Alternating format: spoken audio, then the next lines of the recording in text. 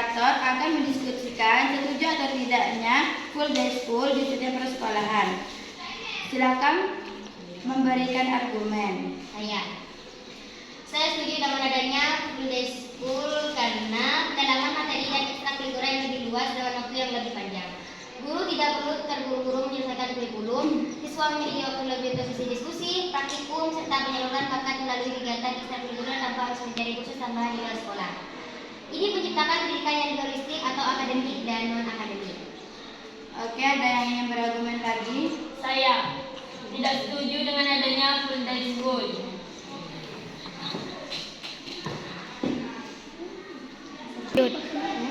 Karena berkurangnya kualitas waktu bersama keluarga. Full day school dapat memberi suasana emosional antara anak dan orang tua. Ketika anak pulang dalam keadaan lelah dan orang tua juga baru pulang kerja, waktu tersisa hanya cukup untuk makan malam dan tidur. Fungsi edukasi karakter yang seharusnya menjadi porsi orang tua di rumah berisiko sepenuhnya dan terdelegasi ke sekolah.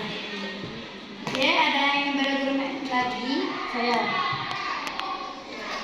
Saya setuju dengan argumen full day school karena penguasaan siswa yang lebih terukur sekolah sepanjang hari menjadikan anak berada di lingkungan yang aman dan terawasi selama orang tua bekerja. Hal ini meminimalisir risiko pergaulan bebas, kecanduan gawai di rumah tanpa kontrol atau aktivitas negatif di luar sekolah. Sekolah menjadi rumah kedua yang membentuk karakter siswa secara lebih intensif. Oke, argumen selanjutnya. Saya tidak setuju tentang adanya full day school. Risiko kelelahan fisik dan mental menghabiskan waktu 8-10 jam di lingkungan sekolah setiap hari saat menguras energi anak. Rasa lelah yang berlebihan dapat menurunkan konsentrasi dan justru membuat waktu belajar menjadi tidak efektif. Anak kehilangan waktu untuk istirahat, bermain secara bebas, dan bersosialisasi dengan lingkungan tetangga di luar sekolah. Oke, selanjutnya sesi sanggahan. Ada yang ingin menyanggah? Ya. Saya ingin menyanggah tentang argumen kontra. Dengan PDS ketika anak dan orang tua bertemu di malam hari, mereka sama-sama telah menyelesaikan kewajiban utamanya.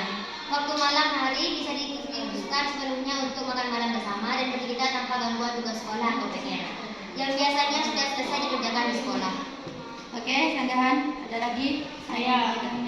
Saya ingin menyanggah dari tim kontra. Saya akan menyanggah argumen pro. Pendapat saudara tentang siswa yang berada di sekolah, pengawasan akan aman. Berada di sekolah dalam waktu yang lebih lama, 8 atau 10 jam, tidak secara otomatis berarti siswa terawasi dengan lebih baik.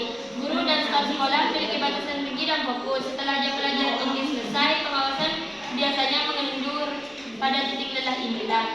Inilah potensi terjadinya perundungan, bullying atau interaksi negatif antara siswa justru meningkatkan di area sekolah yang tidak berjangkau CCTV atau pantauan guru yang sudah Oke, sanggahan selanjutnya. Oke, kalau tidak ada sanggahan lagi, kita lanjut ke sesi bertanya. Apakah ada ditanyakan? Ada. Saya. Mengapa full day school dianggap efektif untuk meminimalisir pengaruh negatif lingkungan luar bagi remaja?